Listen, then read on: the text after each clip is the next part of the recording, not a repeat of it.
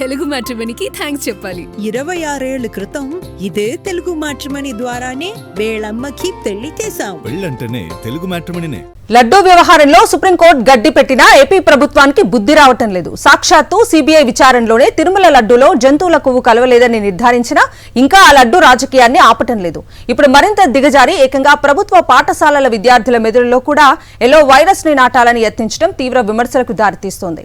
ప్రభుత్వ పాఠశాలల్లో 7వ తరగతి పరీక్షల ప్రశ్నాపత్రంలో లడ్డూ కల్తీ జరిగింది వాస్తవం అంటూ ప్రశ్నను ప్రచురించడం తీవ్ర దుమారం రేపుతోంది. తిరుమల లడ్డూపై సాక్షాత్తు సుప్రీంకోర్టు మార్గదర్శకాలను సైతం చంద్రబాబు సర్కార్ లెక్క చేయటం లేదు.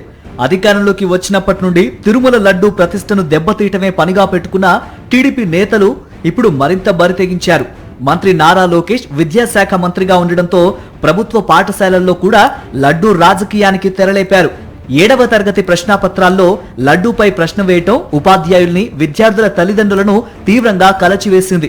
ఏపీలోని ప్రభుత్వ పాఠశాలల్లో 7వ తరగతి విద్యార్థులకు నిర్వహించిన అసైన్మెంట్ పరీక్షలో ప్రశ్నాపత్రంలో లడ్డూపై ప్రశ్న రావటం దుమారం రేపుతోంది. ఆ ప్రశ్నాపత్రంలో లడ్డూలో కల్తీ జరిగిందనేది యథార్థం, వాస్తవమును వెలికి తీయాలి అంటూ ప్రశ్నను ప్రచురించారు. ఇది చూసిన ఉపాధ్యాయులు, రాసిన విద్యార్థుల తల్లిదండ్రులు కంగుతిన్నారు. అసలు 7వ తరగతి విద్యార్థులకు లడ్డూకి ఏంటి సంబంధం అని అంతా అవాక్కయ్యారు. రాష్ట్ర చరిత్రలో ఎన్నడూ ఇలాంటి ప్రశ్న వేయలేదని, ప్రభుత్వం ఉద్దేశపూర్వకంగా ఇది ప్రచురించిందని ఉపాధ్యాయులు అభిప్రాయపడుతున్నారు. 7వ తరగతి విద్యార్థులకి కూడా లడ్డూ ప్రసాదంపై చెడు అభిప్రాయాన్ని కల్పించాలన్న దురుద్దేశంతోనే ఇలాంటి దుశ్చర్యకు దిగారని భక్తులు మండిపడుతున్నారు.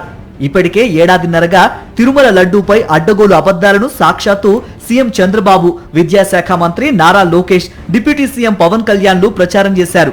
సుప్రీంకోర్టు సైతం దేవుడిని రాజకీయాలకు దూరంగా ఉంచాలని మందలించినా సీఎం చంద్రబాబు, టీడీపీ నేతలు మానలేదు. సిబిఐ విచారణలో తిరుమల లడ్డూలో జంతువుల కొవ్వు కలవలేదన్న అంశం నిర్ధారణ జరిగిన తర్వాత కూడా లడ్డూపై దుష్ప్రచారం చేస్తూ వచ్చారు.